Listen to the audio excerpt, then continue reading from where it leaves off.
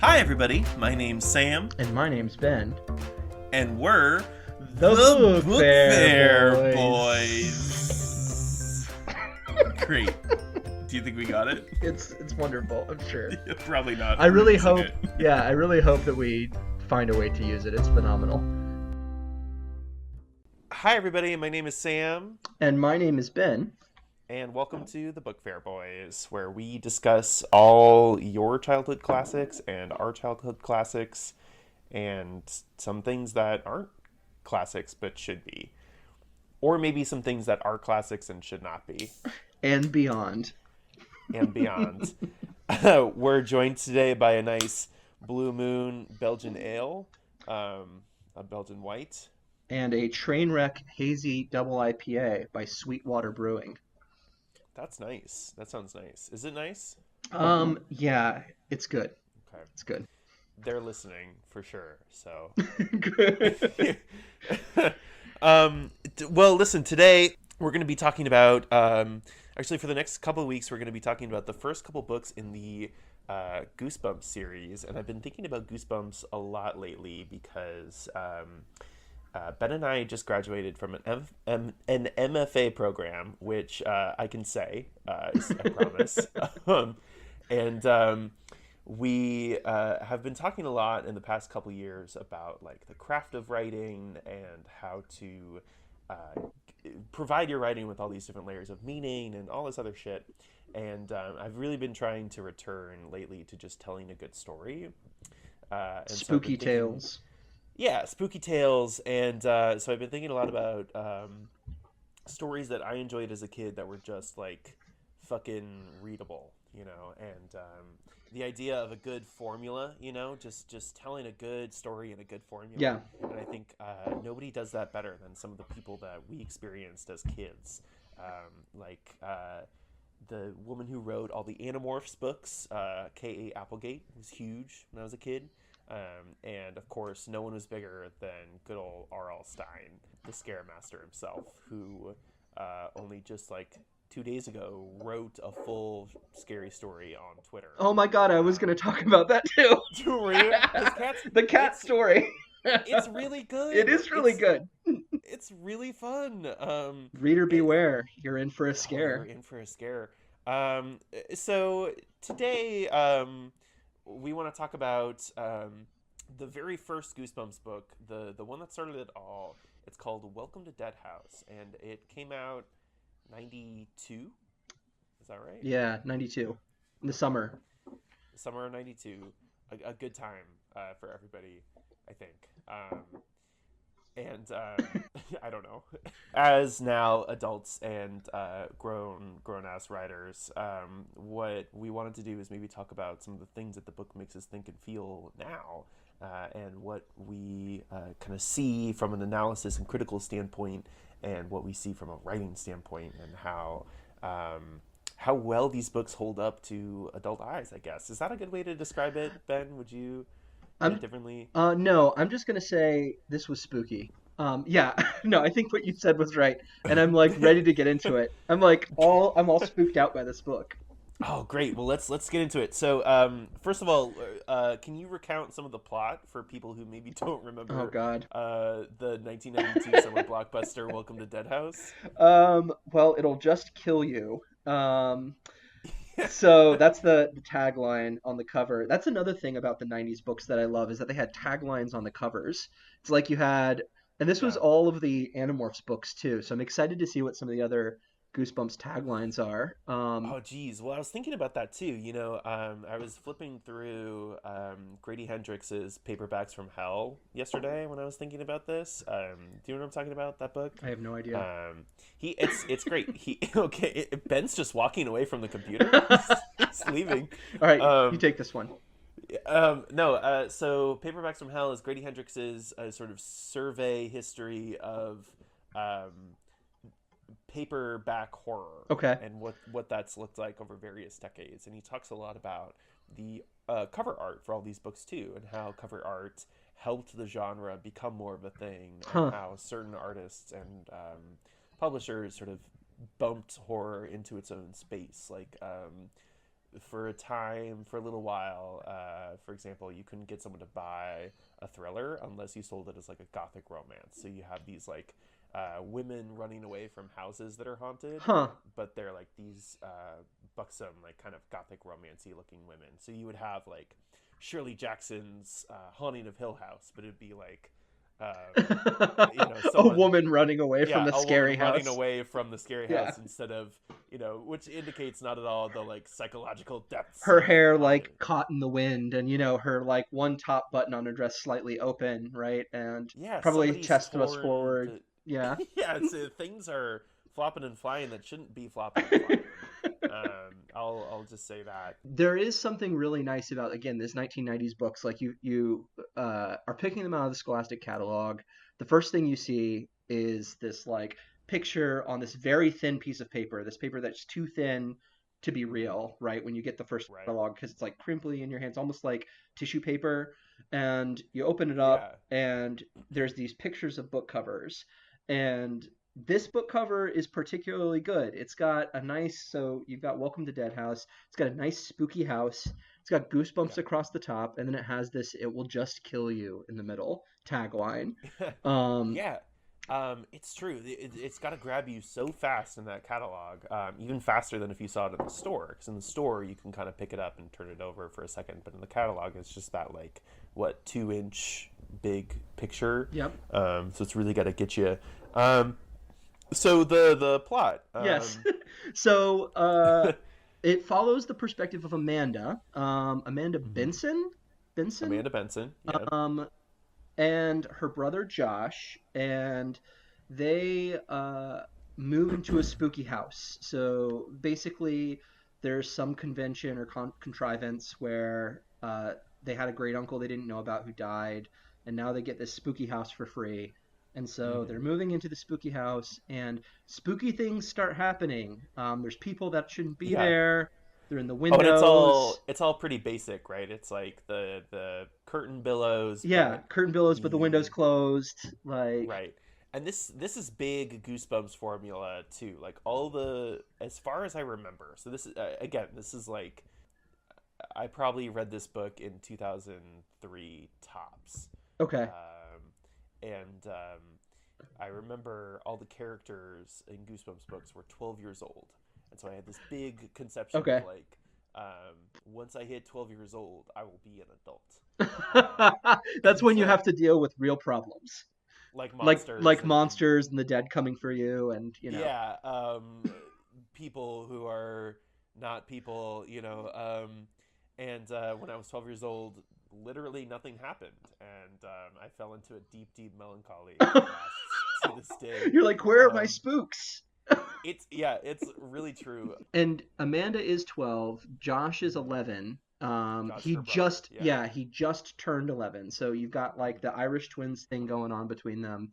And like he's super intense. And she's very unsure of herself. And so she keeps hearing these things. She keeps seeing these spooks. Mhm. Billowy curtains, hearing voices. There's a kid that's not supposed to be there, but then the kid's gone. Mhm. And Josh kind of seems to be getting a little bit of it too. But the parents, and this is something that like I feel like I don't know if it's quintessential to any Goosebumps, but it's definitely like a lot of the stuff I read growing up.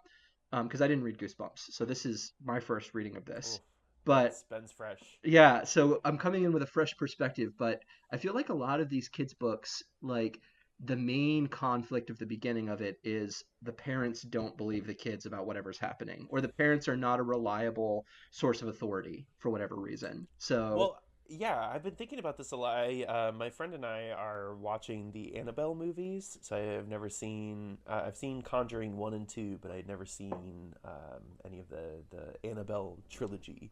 So we're watching them, and it strikes me how present faith is in those stories on multiple levels. You have like the Catholic Church, and then you have people who believe or do not believe in the church, and people who do not who people who do or do not believe in the ghosts or the spooky okay. things that are happening, right? And I think that that's sort of an issue that comes up in a lot of supernatural horror is the question of faith, and because this isn't like the capital TF faith, it's less socially acceptable to have faith in a ghost. Yeah, yeah, yeah, yeah. And so there's a lot of questioning that goes on in that kind of narrative in general. I think not just kids narratives, but like, how do you Yeah, accept this new faith? well, and there's something too that's probably different from like my friends who have kids, how they react with their children, and I think how millennials and maybe even like Gen Xers were raised in that these parents do not seem worried at all about the fact that their kids seem to be having some severe trauma. Like they're like Oh my god. consistently like screaming in the middle of the night, rolling around. There's a girl that Yeah. was there, Amanda says, and the parents are like, God, could you just stop it? Like, there's no Yeah. sympathy. So, they Amanda and Josh, and their parents move into this house, and Yes. the house is really dark, and this whole street is in the shade, right? Yes. And it's Of the so big shadowy, trees. Yes. big trees. It's so shadowy that it's like 10 degrees cooler in the shade. It feels like night almost, Yeah. and the parents are like, "Looks good to me," and then they go inside and Amanda's like, "Oh, I saw a little girl standing on the stairs," and she freaks out, calls her dad. Her dad comes in, and he's like, "That's just a pile of clothes." And she looks again, and there is a pile of clothes there. And she has this moment of doubt, right? And she has several moments of doubt where she's like, "Oh, I guess Dad is right. I guess I mistook this pile of clothes for a full fucking human." Um, and that goes on a little bit, and she has that moment. That's sort of the plot for the second act of the book, where like she'll have an experience where she'll see someone or hear someone in her room, and then question her own Or even reality. just have like it's a lot of gut sensation and a lot of not trusting the gut sensation, where like there's this moment where her and Josh, they walk Petey, their dog, which becomes a very pivotal part of the story, Petey. But they're walking him and they're just like out and about, and they find this kid Ray who's kind of like leading them along, and then there's a bunch of other kids that show up, and then the kids just like form a circle around them, and you can tell from Amanda's perspective, like she is ready to scream. She's about to Yeah, freak out. She's like they're slowly coming in. In the meantime, Josh is like and they have petting the baseball dog. Yeah, they've bats. got baseball Yeah, bats. They're like yeah, very menacing. And Josh is just like petting the dog, and Ray doesn't seem concerned. And then like Mr. Dawes, who's like this realtor, shows up, and all the yeah. kids scatter, and it's back to normal. But it's this moment too. It's like it's not just she's seeing things and she's doubting whether they're there. It's like she's having intuitions about danger, and then suddenly those intuitions seem to be unfounded, and she's justifying in her head whether she's crazy or what's going on. Right, and I think I've heard R.L. Stein talk about how pivotal that experience is to most Goosebumps books. I mean, I don't remember what interview or article this would have been, but he says something I think where he's like, as a child, parents don't believe you, right? Whatever you have going on, they just don't buy it, and so that's such a strong experience to throw into a kid's book, where like you have an experience and the parent or the adult authority figure or whatever doesn't accept it, and because they're the authority figure, you too have to question whether or not you can accept it. Hmm. And because they're the ones defining your reality to a certain degree, and so like if they say you're imagining things, then even if you are having an experience where you're about to get closed in by a bunch of kids with baseball bats, you're like, maybe not, you know. Yeah, so we've got this like back and forth that Amanda's going through where she's like sensing danger, and then that's like turned out to be toothless. We have a lot of fake spooks where Hmm. it'll end a chapter, and this is something that I want to talk about structurally. Like all these chapters do the very specifically I mean, maybe it's a chapter book thing, and I just haven't read chapter books in a long time. But they do that like pulp fiction, commercial fiction thing where they end on a high note. And there's a lot of fake spooks in this where it's like, Yeah. and especially in the first half, like it'll end with something like, and then a boy grabbed her shoulder from behind. And then the next chapter is like, it was her brother Josh. Like, there's a lot Yeah. of the like false Yeah. spooks and a lot of those moments happening throughout the middle of this. There's something that makes it work better as a book than a movie or a TV show, or maybe a TV show for sure. But I think the experience is like if you're watching a movie that's a piece of horror and you get a jump scare, you're like, oh, that's stupid. They're just milking it for scare tactics. But if you're reading a chapter book and the chapter ends with like, I got scared, you're like, oh shit, I got to keep reading. But with a movie, and with a TV show too, you're like, well, fuck, I got to see what happens after the commercial. But in a movie, you don't necessarily have that experience. Like Yeah. the movie will continue playing, so you don't need that as much. You can create a consistent sense of dread in a way that, like in a chapter book, maybe you need to continually hook the reader, especially as like a 10-year-old who like could easily do anything else but Yeah, read. yeah, and this does push forward, but it turns out Amanda's intuitions are right, right? Like Yeah, we right. get like towards like probably the last two-thirds of the book, we have the big reveal, which is, or I'm sorry, the last third of the book. So we're two-thirds in, and Hmm. we find out that suddenly these spooks are all legitimate. There is something bad going on, and it turns out that there's this kid Ray that's kind of their like best friend of this like new group of kids that they've met, Hmm. is in fact a dead kid, and he's not only a dead kid, but he's a super spooky dead kid that can float in the air and start choking the life out of Amanda. And he's Right. killed by light. So we have a lot of revelations that happen in this. I think it's chapter 10 or something like that. Yeah. Yeah, it really is. So like all these elements that he's doing early on are like the town is dark, and it's kind of clear that that people don't necessarily like the light. When Compton Dawes, the realtor, is first showing them the house, he warily looks outside and then he urgently pushes them inside. Yeah. And those are two just like clear pieces of diction that I was like, ooh. Yeah, and Josh is being like a little brat, and he's like, "No, I don't want to go in the house." And Compton's like, "All right, well, kids will be kids. Like, let's just leave him out here with the dog," which leads to the first Yeah, big right. conflict, right? Where Pete, Yeah. yeah, PD runs away yeah, and they track him down, and that's how they discover that there's a cemetery right there. And then later they end up in the cemetery and they see all the names of all the people in town, all the kids that they've seen and whatever. yeah, And they're like, "Oh shit, everyone is dead." And then the kids are like, "Yeah, we are all dead, but we invited you here because we need new blood every year." Right, so there is this ritualistic aspect to it.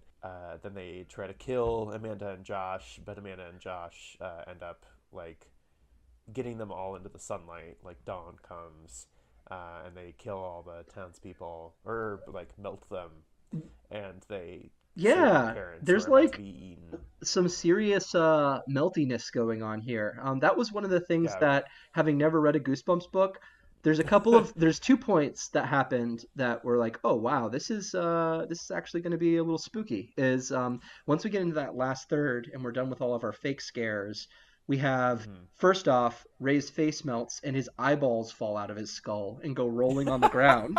Um, Yeah. like Right. literally fall out, and they killed the dog. So Petey, Yeah. our little terrier Petey, is he's spookified. He like turns into a dead dog. He's like Off still screen off too. screen, and you just and there's a moment where Ray, before again in this big revelation moment, he's like, they always killed the dogs first because dogs know the Yeah. living dead. And I'm like, oh god, they killed Petey. Petey's dead. Yeah. Everything's on the table now.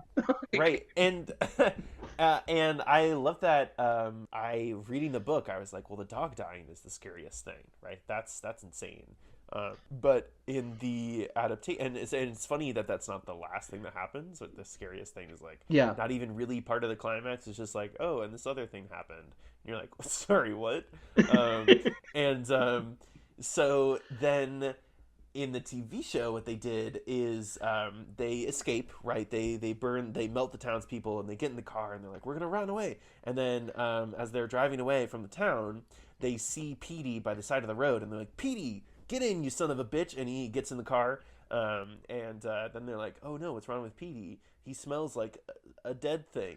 And then he is dead, and that's Yes. how the show ends. And so Well, and that's he's like, super gray. That's how you know things are dead in the TV show. And there's lots yeah, of like little things in the TV show that I think we're gonna have to get into. But Oh they've yeah. like decolorized him somehow in the TV show, so he's just a gray dog now, and it's like, oh shit, Yeah. Petey's dead, and I don't know what that means, but Right, and I it's think what's really spooky. fun is, yeah, super spooky. The episode is introduced and concluded by R.L. Stein himself, and Very I think that Twilight Zone. that's very Twilight Zone. And Rod Serling always existed outside of the space of the story, so it was like you would all of a sudden find yourself in some other realm, and then Rod Serling would be like, he would come on and say, "Hey, the realm you're in, it's the Twilight Zone. It's okay. Here's what's happening." Yeah. And that was always sort of a comforting device there, where like you had a guide into this world, and you would watch like a bunch of people try to escape a cell, and then it turns out their toys stuck inside a trash can. Then you're like, "Oh, that's scary." And Rod Serling's like, "Don't worry. This only happens in the Twilight Zone." Um, but the stories still exist in that realm, and so there's something eerie about that, that like there is a world where like you could be a toy stuck inside of a trash can. And Rod Serling wouldn't interfere. He would just like peer inside and be like, "Well, this only happens in the Twilight Zone," and then he'd walk away. But Yeah. in this episode, Arl Stein comes on and he's like, "Here's the story," and then the story plays out, and at the end, he's like, "Wow, wasn't that fun?" Basically, and he's like, "Here's the dog that played Petey, but you're not really dead, are you?" And then the dog is like clearly dead, and Arl Stein's like, "Gulp." And what's fun about that is that like you can't kill Arl Stein, right? Arl Stein's never in danger because he's the god of this universe. So Yeah. there's some even subconscious understanding of that as a kid. We're like, well, Arl Stein can't be in danger, therefore there is no danger, therefore PD is alive, therefore everything's okay. And then the episode ends. And so Yeah. like you are still sort of saving the audience at the very last second, which is a cool thing to do for like a scary story kids show. And R.L. Um, Stein acts his little heart out too. I mean, he does and he doesn't. It's great. He does yeah, like, I think I've never heard a more dry reading of what was very clearly a prepared script as his yeah, like introduction. But then, so at the good. end he's like, "I enjoyed it when you played Dead Petey. You just were playing dead, weren't you?" It's like this very, very, Yeah. and then Petey, the actor dog, like barks up at him. R.L. Stein called himself the jovial Bob Stein for a while when he was writing Oh jokes man. before he started writing spooky stuff. So, but we're we have to get to the end of this book itself. So, like, we find out that the spookiness is legit, that these are somehow like ghost zombies that need to feed on the blood of the town, and then the kids come back um, to the house, and the parents who were supposed to come back from some sort of like dinner party aren't there. And Mm-hmm. all the spooky kids are, they're in the house. They're like, even though we know now that light is their Achilles heel, the kids like start turning off all the lights. And then suddenly Mr. Dawes, the realtor, shows up again and he Yeah. whisks the kids away and he's saying that he saved the parents, but turns out Mr. Dawes is also a spooku and he's gonna like basically take these kids to this ritualistic amphitheater in the graveyard. Um, and long story short, like the kids get there, their parents are there, they're all bound up, and this takes several chapters, but like they're all bound up, and then the kids decide this was the part that I loved. They're gonna push down a tree. They decide they're gonna Yeah. push down a tree to like send a bunch of light in on these like spooky people, and they do it. They push down the tree. It's like They fucking do it. they just push and the tree comes down, Yeah. um and there's something there that we need to get back to when it comes to Amanda, because like that's Amanda's part where she like knows something, like she has an intuition, and she's like, I'm gonna follow it, and she follows her Mm-hmm. intuition that they can push down a tree, and they actually do, and they rescue their parents, and then their parents somehow have time to call the movers and get all their stuff moved out of the house, but as they're Right. leaving, Amanda goes back and Mr. Dawes and everybody who's been melted, she thinks she sees Mr. Dawes on the porch again, ready to introduce the house to a new family. So the spookiness cycle continues, um, which I actually thought was a pretty solid way to keep this from just being. I was like, so there was a moment for me where it was like, okay, we've gone from child's horror to like adventure story territory because we're pushing down trees and we're saving the parents. But then we come back to it and we have this nice little horror hook again at the end where it's like Yeah. Amanda and Josh and mom and dad got out of there without Petey, but there's this new family and they're in Yeah. for it. What's the resonant hook, right? So the thing that resonates after the story is always like at the end of an Indiana Jones movie, there's always one like thing left where you could go on another adventure, or like at the end of uh, I don't know, Welcome to Dead House, for example. I couldn't think of another thing. Yeah, there's the evil is still out there, Yeah, right? yeah, yeah. For sure. Well, it's Um, like kind of like what Stranger Things tried to do before they decided that they had to have a more Stranger Things. It's a very 90s novel thing to do, and I think oh, that that's geez, part yeah. of what made Stranger Things' ending in the first season so great is it wasn't actually a we're going to tell more of this story because they hadn't had Hmm. season two actually financed at that point, but you still have Will throwing up the little slugs at the end into the sink and hiding it because it's like all right, the story goes on, and that's a very Yeah, 90s novel thing. Um, perfect ending to say the evil is still with us, and maybe 11 could still be out there. It's like if you took the ending of Inception and you were like, oh gosh, well, for the last 10 years, everyone's wanted to know if he's awake or asleep. So let's make a sequel fully explaining how he's either awake or asleep. Um, yeah, it was a good idea is to do a season two. Yeah, it's the same shit. But okay, so do you feel like we got the synopsis? Do you think we Yeah, okay. so the question is, what makes this different from just a regular spooktacular story? And I mean, I think that R.L. Hmm. Stein's actually doing some really fun stuff here that I don't know. As I was reading it, I was definitely getting some Americana, American Gothic vibes. I'm getting Hmm. some, gaslighting vibes. Like there's some things that I don't know you can say this book is saying, but like it's definitely exploring some subtexts. So I know you had your own readings of this thing. Yeah, I notice. First of all, there's a big sort of economic read here. Let me pull up my. I took a couple notes on my phone. When they're driving out to Dark Falls at the beginning of the adaptation. So the episode starts with them driving out to Dark Falls, and as you're driving, you see the chemical plant that's been closed down, and the dad says, "Oh, the chemical plant closed. People lost their jobs." And even when you meet the townsfolk who are all sort of gray and lifeless, they say, "Yeah, we all used to work at the plants." Um, and then even the dad is on hard times, right? They have a lot of financial issues, it seems, and he gets this house through an inheritance from his uncle, quote unquote, which we find out is just a ploy that the ghosts in the town use in order to draw people in, right?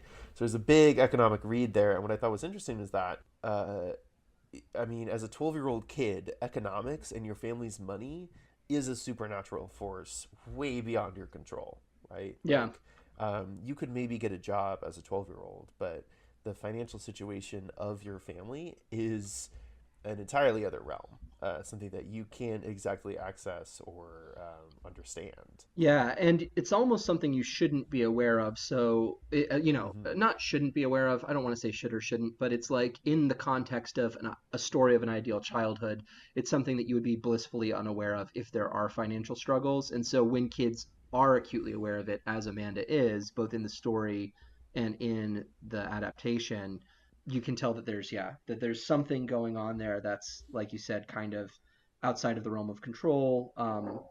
And that's kind of like hinting at I guess destabilizing the home or something like that. But I'm sorry, keep Yeah, going. no, that's great, and that's exactly right. So this sense of destabilization of the home is how this book starts, or is sort of the feeling that underlies the inciting incident, which is them going to this house in the first place, right? And so already by the time you meet these characters, they are in a space of like, oh, the world is unstable, Yeah, and that even in and of itself, opens them up to experience other experiences where the world might be unstable in other ways, right? If you see one miracle, two miracles might be possible, and the Yeah. opposite is definitely true, right?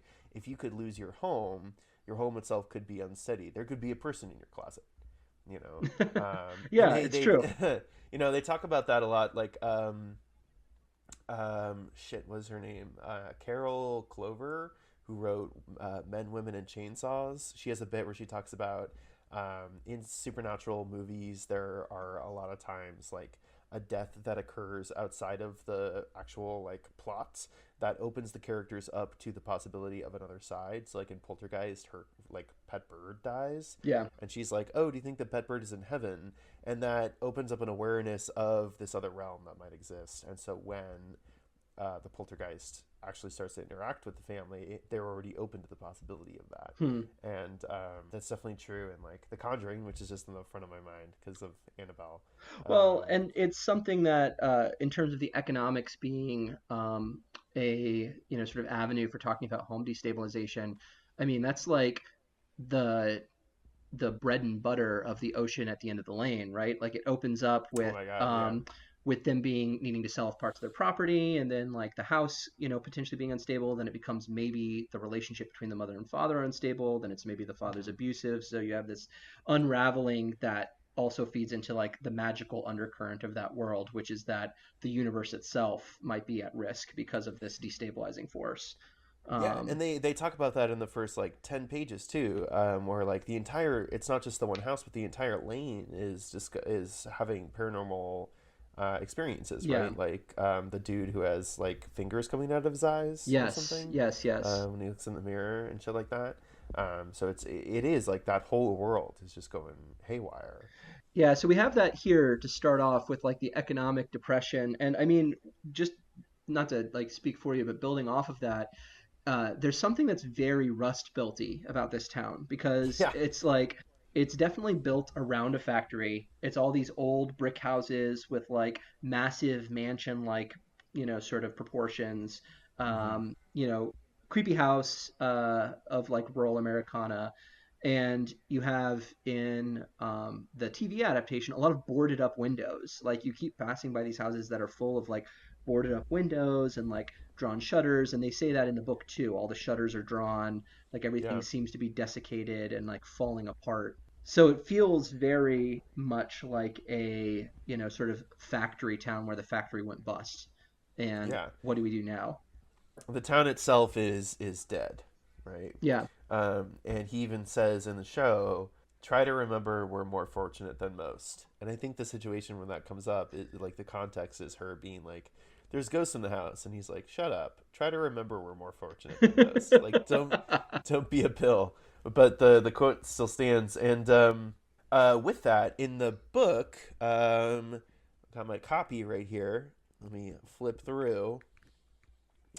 In the book, they all say, or so they find Compton Dawes, and Compton Dawes turns out to be dead, right? And he says, this was a normal town once, and we were normal people. Most of us worked in the plastics factory on the outskirts of town. Then there was an accident. Something escaped from the factory, a yellow gas. It floated over the town. So fast we didn't see it, didn't realize. And then it was too late. And Dark Falls wasn't a normal town anymore.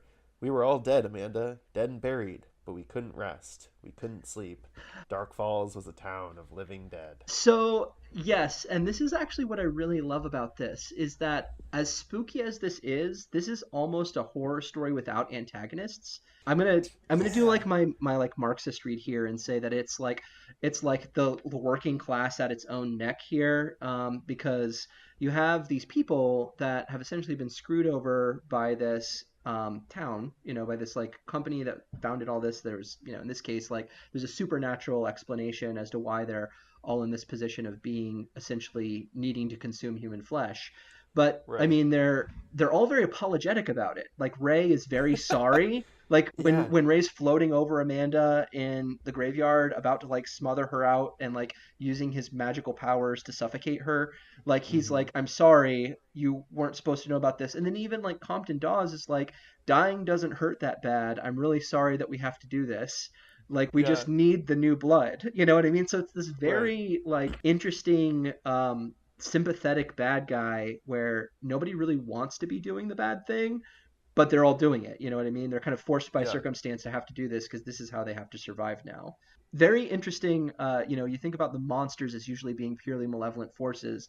In this case, it's almost more non. I mean, there's not non-malevolence behind almost everybody's action. Um, Yeah.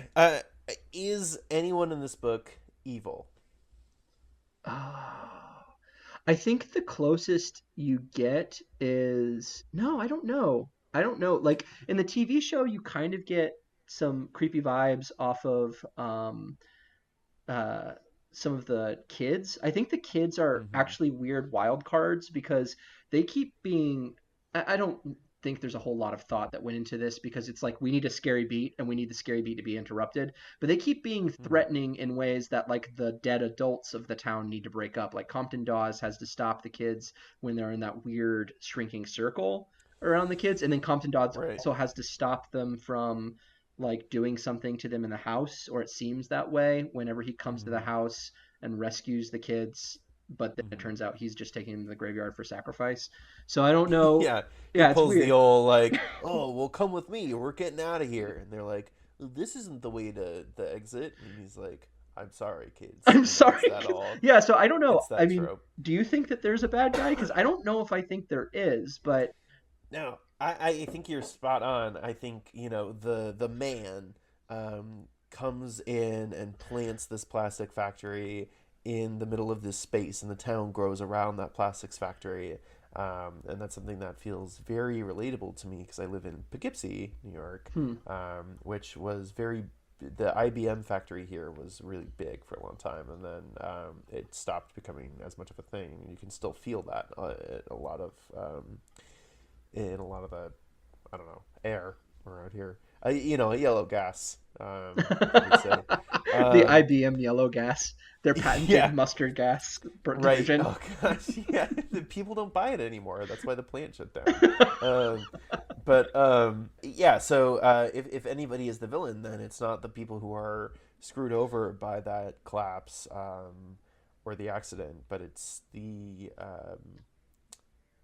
man, right? Yeah. It's whoever whatever company put the plastics factory there in the first place, And that's and not even like directly stated or even heavily implied. Like there's no resentment on the part of the dead townsfolk that this happened. It's just the way things mhm, are. So like even from the perspective of like the text itself, you don't really have like this menacing Mr. Burns-esque, character that like or like even an implication of that character who came in here, ruined this town, and then left without caring. Like everybody right. just kind of seems to be like, this is what happened. This just a thing that happened, and it's sad, and now we have to eat new blood every year. Like, Yeah, and that's sort of out of necessity because if you did have a villain who was present, then there's always the possibility that you could team up with the townsfolk and be like, "We're not the bad guys here. Like, let's get this guy and take down the man." I don't know if that makes yeah, sense, but well, and I think there's something about the hook of at the end there, right? Like sort of the resonant like call of what's continuing that also implies because you have these kids and their adventure's over. Like they've destroyed these people. It seems like these dead, that were feeding on the living.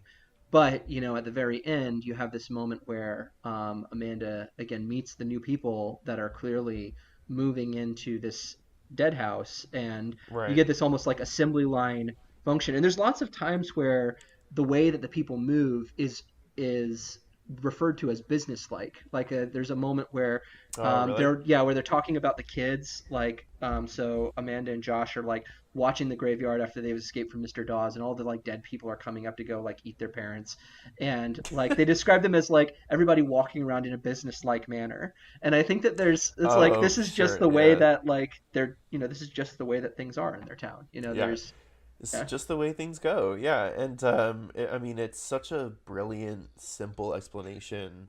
There's about 20 seconds in Night of the Living Dead where they're like radiation, and then it's never brought up again, Yeah, right? yeah. And so it's such a flimsy. a sort of half excuse that you retain that ambiguity, but it's not just ambiguity for ambiguity's sake. Like there is an explanation that exists, but you as an author don't have to address it, or you'll just push it into the ground, Yeah. right? There So are a I lot really of like that. random spooks though here, and I want to list this because I think that I Yeah, want to see if this becomes a trope as we read more of the Goosebumps novels. Is it there's probably will. there are like the spooks that pay off, and then there are the spooks that are just spooky. Like there's the window blowing curtains, which Hmm. never pays off. There's no reason for that to be there except that it's spooky, right? Right, Like the right. whispers clearly indicate Hmm. presence. Hmm. The chattering feet, like all of those things, the piecing the people, but the window curtains blowing and there not being an open window is just a spook. There's the clothes that keep getting laid out on her bed. That's Oh like God, just a yeah, random spook. Like she gets in and there's just clothes laid out on her bed. And yeah. it's like, why are there clothes laid out on their bed? And it's just, I think, a spooky thing that, like, to imagine these ghost kids going through and, like, looking at her clothes and then putting them on her bed, you know? Yeah, and she's sort of like, oh, I guess mom puts this out for me. And I noticed too that there's this irrational rationality in the way that they address all of these situations. Where, like, in the adaptation, they find a hole in the cellar door. And they're like, oh, who made this big hole in the cellar door? Petey, that must have been you. And then Amanda's like, how could he have done that? And Josh goes, oh, well, you know how he's like. She's You know how like, he's, like, breaking doors all the time, yeah, this little he terrier. just slams his snout into the. And I was like, how do you have to go out of your way to retain some kind of rational explanation at Yeah, certain and that's points? something this show does do well is they do the random spooks well. There's also like the hole that's in her closet that her dad patches up with drywall, and then a guy just puts Yeah, his fist through it like a dead yeah, person in the middle of the night, and they come back right, out and they're like, "Oh, there's another hole in the wall. That's weird." And that's it. Like that's how they treat it, but it's right. uh it's also, or maybe it's animals in the wall. Who knows, you know? At a Um certain point, like if your kid is like, there's a man in the closet, and you're like, okay. The first time, you're like, all right, I'll check out the closet, but then you got to go back to sleep.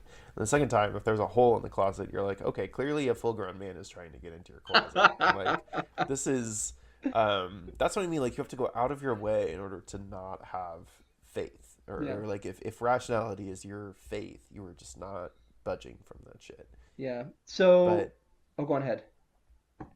oh no, I was just going to say, uh, next.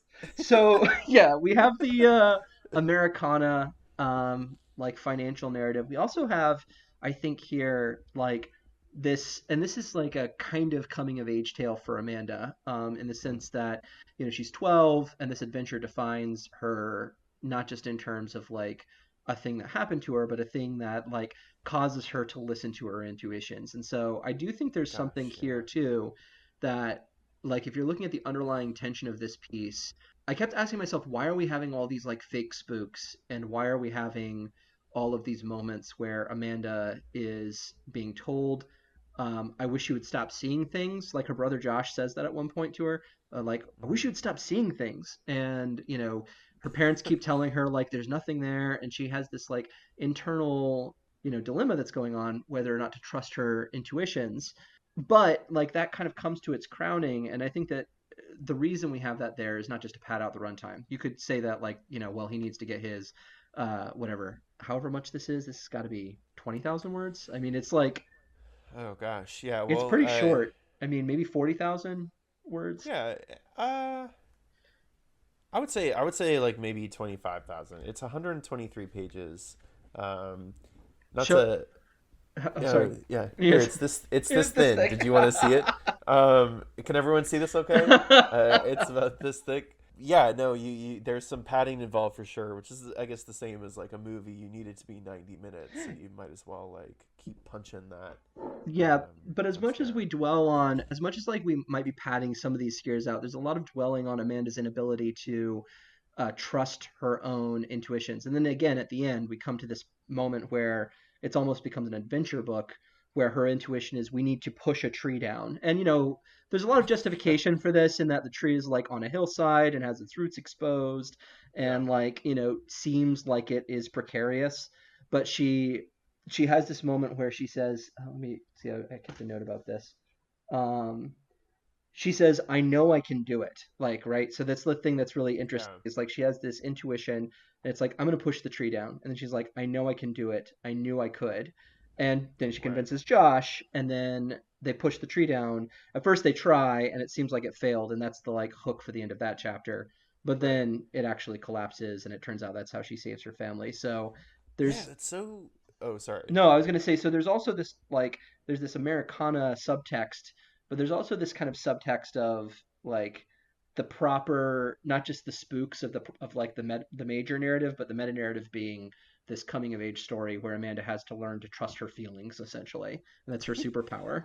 Yeah, it's so true, and that really is the climax of that plot, right? Where she every moment that she has for the rest of the book is like, I knew that it wasn't my imagination. I know that I'm not making this up. But then the next, a couple scenes later, she regresses Yeah, back. She takes that back. She's like, oh gosh, well it's a pretty sunny day, so maybe I did make the ghosts up, yeah, or like whatever rationality she uses in order to question her own experience of the world, and that's such a oh, something about that makes me mad too. Like as a kid, you can be like, so you're exactly right. I would be curious to see if Goosebumps number 2 goes the same kind of way. Where like this is your adventure, learning to trust your instincts and your yeah, gut.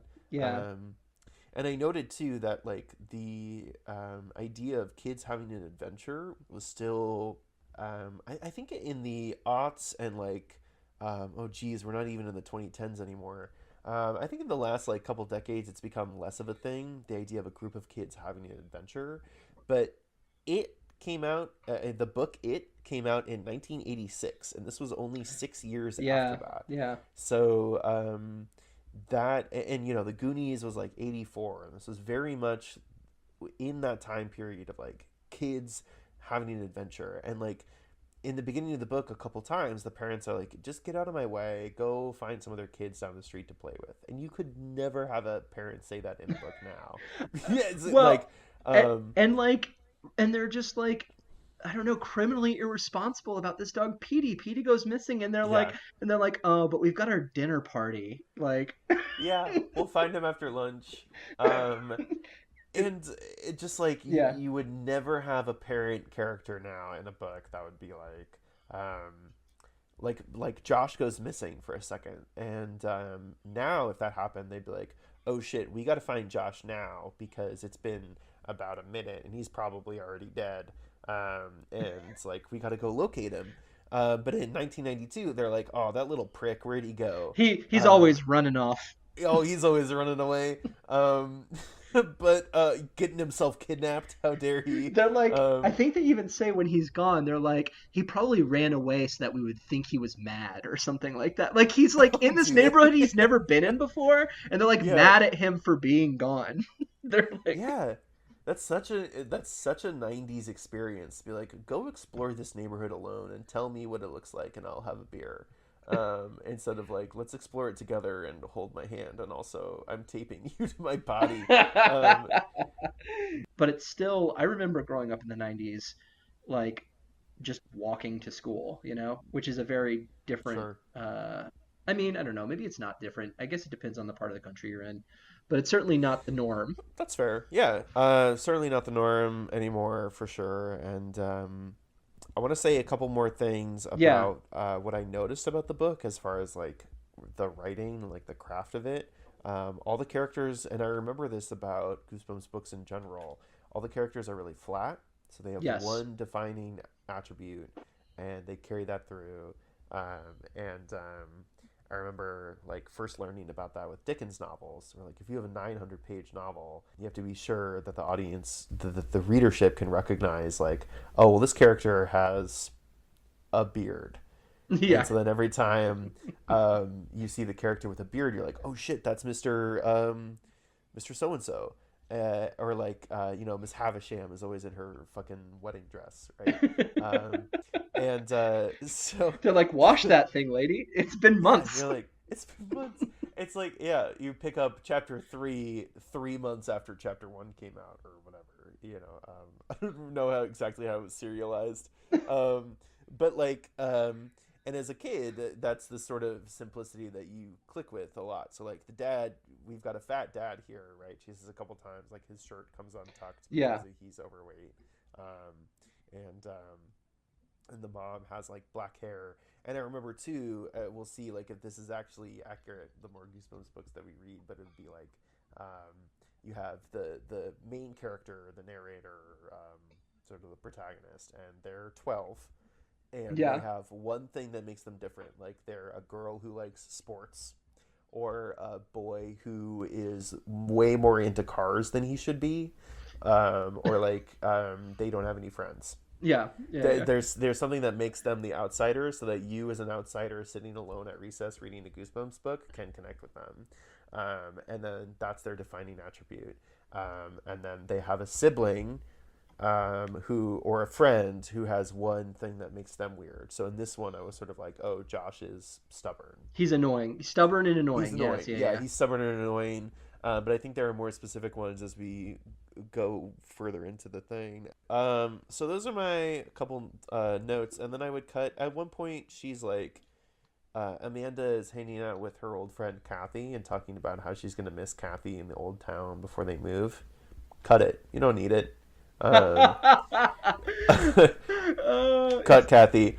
In the adaptation, there's like 20 seconds where she's writing a letter and she goes, "Dear Jennifer, new house is spooky." And you're like, okay, great. I get it. She has friends. That's all you need. Yep. Yeah, it's interesting. First off, it's interesting that they changed Kathy to Jennifer, and that boils my blood in a way that I don't understand. Why? It makes me so Okay. angry. I don't understand why. Like, there's two things they changed from the adaptation that really stood Okay. out to me. Uh huh. So, Dark Falls is 4 hours away from her home, and she says it several times in the book. It's Yeah. 5 hours in the TV show. It's such an arbitrary change. And her best friend is Kathy in the book, and it's Jennifer in the TV show. And I just don't Yeah. understand. Like, there's a part of me that is it just like was is Jennifer just a better name? I mean, Jennifer's a very popular name in the '90s. Maybe it's just Jennifer was a more popular name. Sure. Um, Yeah. you're right. You can cut all the Kathy stuff. The only thing that I think it adds is it does add a little bit of breathing room after we have the first spooky house introduction. And that might be it might be Yeah, padding it's it true. We out, but do it's like we zoom have the out. spooky house introduction, then there's like go back home, and then there's come back to the spooky house. And so it gives you a little bit more reason to go back home if you're It's a going to do good that at point. all. I mean, yeah, I did notice in the adaptation, as we're seeing them drive into Dark Falls, there is the sense of like entering the other or Yeah. the outside, and you get to watch them go far out of their way in order to enter this spooky space. And that's sort of present in the book too. And like when it's late at night and their parents aren't home, and Josh is like, Amanda, we gotta go find Petey, and she's like, well, screw it. I mean, the rest of the town can't be any creepier than my own bedroom, right? So that she It's like, true. um, so the entire town, down to like the bed that she sleeps in, is this outside place, and there's no escaping from it. So if you hit a certain point where you're like, fuck it, we gotta find Petey and we gotta get the hell out of here. It doesn't matter like um, where I am in this space, because everywhere in the space is the same. And the Um, spookiness becomes routine. There's a moment where, when the last time there's clothes arranged on her bed, where she comes up to her room and she hears the voices, at the closet and the steps in the dark. And she's like, but it doesn't even scare me anymore because that's just the sound of my bedroom now. And I'm like, she says it Jesus. really quickly. Yeah. And She's like, she, I'm not even afraid of it anymore. yeah. So Yeah. it feels very otherworldly. Yeah, yeah, it's great. So, so the adaptation, this is the first, so not only the first Goosebumps book I've ever read, it's the first Goosebumps TV show I've ever seen. And Wow. I highly encourage anybody who's listening to this to go out and watch a Goosebumps TV show, if only for the introduction. That first 30 seconds is gold. That Um, theme song. Solid gold. I put it on Yeah, this morning just to like, get my brain back in the TV show. And yeah, Nora, my wife, was laughing from the other room, just yeah. listening to the sound of, of this introduction. Well, There's like and a moment where there's like a digital dog bark to the sound of the music that's like Yeah. and the dog's eyes go all yellow and creepy that's on camera. It's very Spooky. spooktacular. And that's also very Americana too. I mean, the thing. So it's this the floating Goosebumps G, and it goes down the street. And Everything it it touches gets spookified.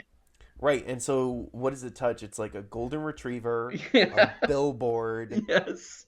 and maybe like one other thing that And I'm then it goes forgetting. up a porch into a door, and that's when we start seeing all of the B-roll from other Goosebumps shows with Right. creepy Yeah. bugs, a face of a dummy, that sort of Right, and stuff. so it's this very like Bradbury white picket fence, and it first floats out of R.L. Stein's briefcase, Yes, and that's R.L. right. Stein himself is like the man in black, sort of black hat, black coat.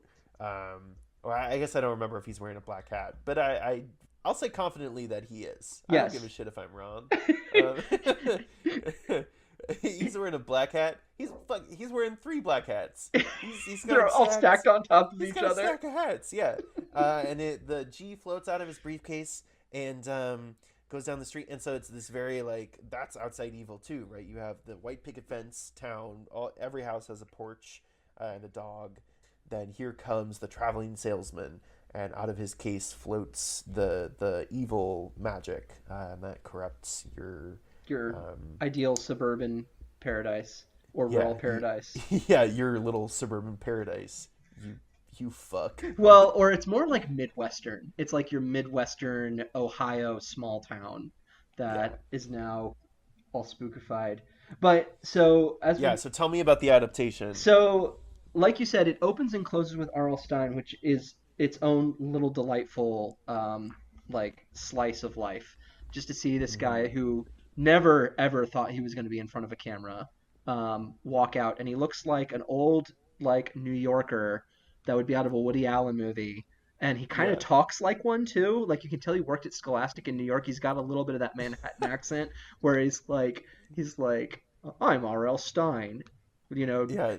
So did you know anything about this man before no, I you so okay. I did a little research. Hmm. So here's a couple things I do want to say about R.L. Stein that are just like stand out moments that he probably connected with people in ways they don't know. So do you remember the Nick Jr. show Eureka's Castle? Nope. Oh my God, go! You know what? You probably do. So Okay, okay. it's like so forgettable. It's like a puppet show, Oh but jeez. it's like in the vein of like a Jim Henson knockoff. And as soon as I saw that, I was like, "What's this thing?" And went and looked at the first YouTube I could of a Eureka's Castle episode. That opening brought it back, but that was his first thing. Is he was the head writer for a Nick Jr.'s like teach your kids ABC show called Eureka's Castle in the 1980s. Um, Wow, the 80s. yeah, he wrote a bunch of choose your own adventure books and a bunch of G.I. Joe comics in the 80s as well under the pseudonym Wow. Eric Athaby. Um, Oh, okay. and he started with Scholastic at first as the head of one of their magazines under the name Jovial Bob Stein. So he Oh was boy. writing this like comedy magazine piece for Scholastic. It was called Bananas. That's right, and it ended up going bunk during a reorg, and that's when he started writing his own books. Here's something interesting. Goosebumps was his second scary series. So he wrote over 100 novels in this series called Fear Street in the late Oh, that's 1980s. right. Yeah. And then Okay. from there started Goosebumps in the early 90s. So that's my R.L. Stein download. But one of the things that was really interesting to me that I read about him is because I read a couple of interviews, is he said Pinocchio was actually the iconic horror piece that he tried to emulate. And he was talking about how it was just like this original, terrifying piece of like body transformation and body horror. And he talks Hmm. about specifically remembering as a kid that he goes to sleep with his feet in the fire, the puppet, and his feet burned off, and he like that stayed with him for the rest of his life. And he wanted to try to create horror moments like that for kids, where they'd have these weird body horror experiences. So, Jeez. Okay. so that's old man Arl Stein, but he opens up this adaptation, which is surprisingly different from Hmm. the book. Right. Well, we start with them coming into Dark Falls, and we see their house, and all the people in the town are noticeably gray, Yes, they're right? gray from the beginning. Mhm. And there's one point when Amanda's friend Karen sits down next to Amanda, and the color palette is just completely different. It's really crazy. But so they drive into the house, and the first thing that the mom unpacks is the ugliest thing I've ever seen.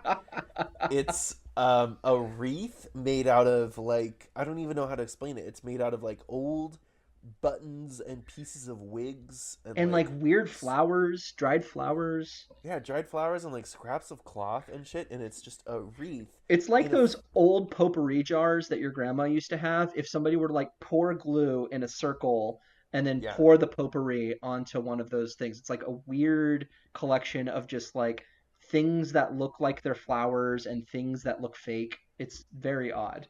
yeah. If you had a very old grandmother with lots of like potpourri bowls and weird like knickknacks, like I think of like my grandma had a stuffed chipmunk in her house, like a taxidermied little chipmunk. And so if you took a bunch of shit, if Leatherface took all of those things from your grandma's house and made a wreath out of it, that's what this fucking thing looks like. And they frame it, and the mom is like, "This has been in my family for generations. It's a good luck charm." And we have to put it over the mantle, so they hang it up. Yeah. And yeah, So they hang up this thing, and then that becomes the central MacGuffin instead of Petey.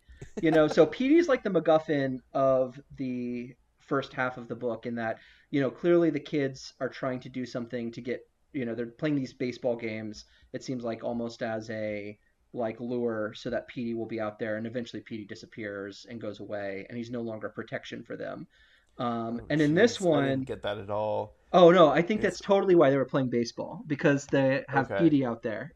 All And right. No, I believe it. I was just like, oh Jesus, Ben's smarter than me. I well, couldn't interpret.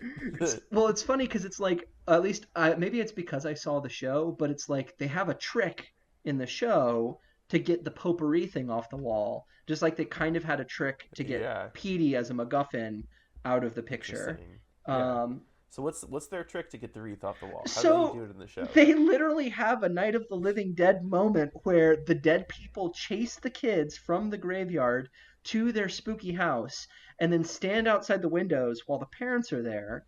And Hmm. there's a couple of the dead people inside, but the parents don't realize they're dead people. And they're like, oh, maybe all of this started happening because of that wreath. When did you hang it up? When we first got here. Oh, now there's dead people are out there. So they get them to Yeah. throw the wreath into the fire before immediately turning around and being like, haha, you dumb bitch. We're dead too. Now we're going to eat you. It's like this very surreal moment Yeah. that is clearly written so that all of the kids that are watching this are going to be like, no, no, no, don't throw the wreath in the fire. Um, Yeah. It's true. And as like a sidebar too, I love that in the show the dead people have specific rules. Like in the book, sort of like, okay, what's the what are the rules? Like the dead people can't really be out in the sun or yeah, they melt. They sometimes can float, like Ray floats and his eyes turn red, and Petey's eyes turn red when he's dead. yeah. But that's the only really times that that happens. And somehow they need new blood, but it's unclear if they like eat the kids or just kill them just to like have the bodies. Like if they literally need the blood or like what exactly is going on there. But then, or like Ray says like, oh, they killed the dogs first. Who? And then in the show, the kids are trying to find Petey, and they go into the cemetery, and they see all the townsfolk in an organized meeting led by the mayor of the town. Yes, this is right. Um, I'm remembering this now. Yeah. and I was just struck by that because I was like, wow, the show actually gives the dead people concrete rules where they are the living dead, but they also can't be in sun. That's And sort there's of the like one guy who's like at that meeting who's like, I need to feed soon. And the mayor's like, no, no, don't worry. I know it's been a while for you, so you'll be first in line to feed. Like, Yeah, they're like arranging an order of operations for how they're going to right. kill this family. They're rotting, and that's some like classic Walking Dead shit. Like Yeah, they there's are this rotting. Yeah. right? There's this great bit in like every season of The Walking Dead, the zombies get more and more rotten because their bodies are just decomposing over time. So like the zombies in the first season are kind of fresh looking and gooey, but then by the third season they're really dry looking and weird. Yes. Um, so the same sort of rules seem to apply. And it's a more concrete world, which I appreciated. I I, like to know what game I'm playing. Yeah, and I got to give the makeup people props for this show being what it is, with a moment where literally at the end, as the kids pull down the board, somebody blew a smoke machine up in the air, and everybody kind of like does the dinosaur downwards to like disappear, like they do a little dance Yeah, move, where it's like walk like an Egyptian, except they're going down the stairs and then they yeah. disappear in a puff of smoke. So that's their level of technical expertise when it comes to people vanishing. But this Hmm. makeup looks legit Walking Dead makeup sometimes when they do a close up on like Ray's face in the woods. Yeah, It's coming apart and it's got like, some real rot around the mouth. It's nice looking. yeah. And they all wear hats to keep the sun out of They their all wear eyes. hats. Yeah. I also want to give props to whoever did Amanda's wardrobe because it's the most 90s thing I've ever seen. She's got like blue jeans with like patches that look like they've been made from old bandanas sewed into the knees, Hmm. and she's got like a blue jean jacket and this like pink shirt that's like clearly designed for a 12-year-old even though she's like an 18-year-old actress. Like Yeah, that's got like a flower on it. It's just very 90s the yeah. outfit. It's Um really great. Yeah, so what did you I kind of said all my notes about the adaptation already. What did you want to add about So I just got to do some shout outs here. So I looked up these actors. These people have had consistent work. Oh, Just so you wow. know, almost all of them, except for the guy whose name is just Dad. So Yeah, fuck that guy. the mom is Penelope Benson, but the dad is just credited as Dad. Oh no. Benedict Campbell played him. It looked like he hasn't really done any work in the last couple of years, but almost Oh. everyone else, Mr. Dawes, Yeah. he was Ian Clark. He's been in a ton of stuff, like just as side characters, no major roles, but he's been working up until the like sort of last couple years. Amanda Benson did something this last year. Her name's Amy Stewart, and then my guy, Hard Hmm. Hat Worker. So Hard Hat Worker has the Yes. best death scene when he vanishes. This guy is killing it. Yeah. Wide eyed, just yeah, does the big dance all the way down into the smoke. The That Oh, go on ahead. oh, just the adaptation really adds to the economic read, and that like all the dead people have a clear vocation. They're Yes, they all do. blue collar, working class. Like they're in overalls, mechanic suits, a hard hat. They are clearly, um, Policemen, yeah, like fire dudes. Even the mayor looks like a small town mayor. Like he's got like his bowler hat yeah. and like his like rotting The suit, mustache. the Yeah, he's mustache. got the stash. Anyway, Hard hat worker. That guy's name is Scott Wickware. Scott Wickware mm, has 133 acting credits. no way. And his shtick is that he mostly plays police officers. So Scott, wherever you Okay. are out there, he's got a police Wow. officer's face apparently, and he's like got this solid hard hat worker. Guys, I'm telling you, you have to watch these last 20 seconds of part two just so you can see this guy do the best death I've seen in a very long time. All right. Very solid. I'll I'll rewatch it. I'll check it out for Scott. Scott, we're thinking about you. Hope you're doing well. Anything else about the adaptation that you want to say or shout out? Oh, I've got it. I'm sorry. This is the last thing. No, go The ahead. dad, Benedict Campbell, he Dad. was the voice of Martin in Redwall, the Redwall series. Oh, okay. That's a good credit. Yeah, so that was his big thing is he did the TV series and then he was Papa Bear in a couple Berenstain Bears adaptations, but he's mostly a voice actor. Wow. So Interesting. so yeah, we gotta also throw it out to Benedict Campbell, king of the Benedict. '90s, man. Wow. Yeah. Benedict, we're thinking about you wherever you are. You and Scott. But Um, I think that's it for me. Solid as somebody who's never seen or read a Goosebumps. Mm-hmm. I'm really excited about what's to come. I want to see how the tropes develop. I want to see how we continue to, explore blossoming and growing up as a young person in spooky situations. And I'm excited for more Americana. That's what I'm hoping for. Yeah, so I have two questions for you, Ben. Number one, would you recommend Welcome to Dead House, both the book and the adaptation? The adaptation I would definitely recommend watching in snippets or putting it on in the background Oh. when you're doing something else. It's not like riveting, and the spooks are all pretty low quality spooks. There's not a lot Mm-hmm. of like actual spooky silliness. It is almost bad enough to be funny a couple times, but it's never quite gets there. But Yeah, there's like solid moments, and it's definitely worth it like to have those. Like again, Mr. Hardhat Man dying was like the highlight of my evening the really other did it night. for you. It Yeah. did, and there was like a couple of other like silly spooks that happened that were really great. Mm. So I'd say as an adult, only watch it if you can put it on in the background, but you'll really appreciate some of those moments. Okay, Um, cool. for the book, I thought it was really good. I'm interested to see where it goes. It feels like he put a lot of thought into this one, but he also wrote two other books this year that came out in 1992. So it'll be Yeah. interesting to see how the quality is maintained. But for this one, at least, I think that it's definitely got some things that are worth exploring and having fun with. Well, I Um, agree. I really liked both the book and the adaptation. I mean, I don't know. Actually, I mean, I must have read. I was really anal about reading books in order. So, like all the Animorphs books, I read in order. And I had friends who didn't exactly do that, and I was like, how but how do you? yeah, I was like, ow. But the Goosebumps. I mean, whatever Goosebumps you could get, you just like. What I do have one more thing to say about the book. So I saw that it came. I originally, when I reread it a couple months ago, got a copy from the library, and it was the updated like 2017 version, and they changed the date of the kids' deaths on the tombstones. So Oh, that makes sense. This was like it, because 19, yeah, 1988 was like when one of the most recent kids had died, and then they say at right. 1.89 so that you can tell there's one every year. But yeah, okay, go on ahead. I'm Right, sorry. but so they in the book they were like, "Oh, he died in 2006," and I was like, "The fuck?"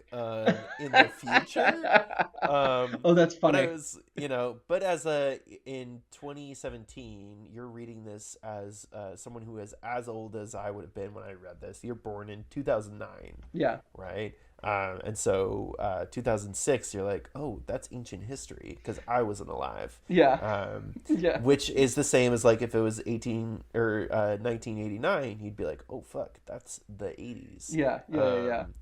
If you were born in 92, you know.